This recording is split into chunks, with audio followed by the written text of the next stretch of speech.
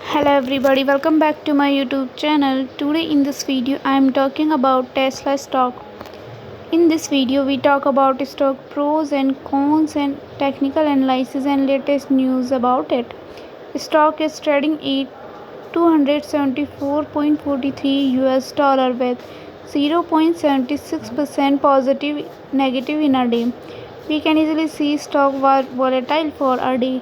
The volume of stock was recently not all-time high, so the fundamental stock is much not better for today. Before buying and selling the stock, please consult your financial advisor. Today's video is done. Thanks for watching. Please subscribe my YouTube channel and like the video and also comment or related queries.